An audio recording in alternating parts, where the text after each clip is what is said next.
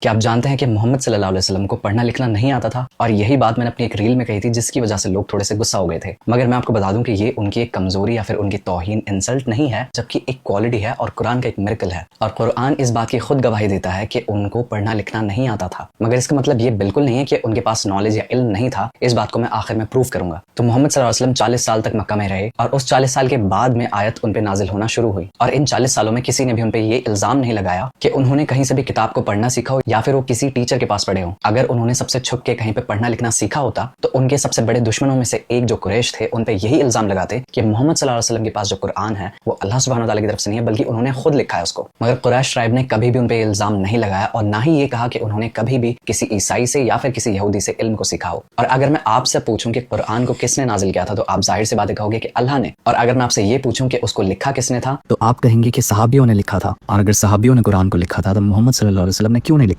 اور اس کا سمپلی یہ مطلب ہے کہ ان کو لکھنا یا پڑھنا نہیں آتا تھا، مگر قرآن کو تو وہی بتایا کرتے تھے نا اپنی زبان سے کہ کون سی آیت کہاں پہ لکھنی ہے اور اس کو کہاں پہ رکھنا ہے، کس صورت میں. اور اسی کے ساتھ ساتھ جو ٹریٹی آف حدیبیہ تھی اس کو محمد صلی اللہ علیہ وسلم نے حضرت علی رضی اللہ عنہ سے لکھوایا تھا. اگر وہ خود جانتے ہوتے لکھنا تو وہ ان سے کیوں لکھواتے؟ اور صرف اتنا ہی نہیں، ایسے صحابی تھے جو کہ ان ساری چیزوں کو لکھا کرتے تھے، ساتھ ہی ساتھ ان لیٹرز کو بھی جو کہ باقی کنگز کے پاس جایا کرتے تھے. اور یہی ثبوت ہے کہ جو قرآن ہے وہ انہوں نے خود سے کبھی نہیں لکھا. انفیکٹ انہوں نے ایک صحیح حدیث میں خود کہا ہے کہ مجھے پڑھنا اور لکھنا نہیں آتا. اب آپ خود امیجن کریں، آپ کے پاس ایک پی ایچ ڈی کی ڈگری ہے جو آپ نے انڈیا میں حاصل کیا، اور آپ سے میں کہوں کہ آپ جائیں چائنا یا پھر جاپان اور وہاں جا کے کام کریں، کیا آپ وہاں کی لینگویجز کو پڑھ پاؤ گے؟ لیٹرز کو یا پھر روڈ کے سائنس کو پڑھ پاؤ گے؟ نہیں نا. مگر کیا اس کا یہ مطلب ہے کہ آپ پڑھے لکھے نہیں ہو یا آپ کے پاس نالج نہیں ہے؟ بالکل بھی نہیں. آپ کو صرف وہاں کی لینگویج کو پڑھنا لکھنا نہیں آ رہا. اور یہی سچویشن اللہ کے رسول صلی اللہ علیہ وسلم کے ساتھ بھی تھی کہ ان کو صرف پڑھنا اور لکھنا نہیں آتا تھا، مگر اللہ سبحانہ و تعالیٰ نے ان کو وہ علم دیا تھا جو کہ کسی کو بھی نہیں دیا. اور یہی بات اپنے آپ میں ایک میریکل ہے، ایک معجزہ ہے.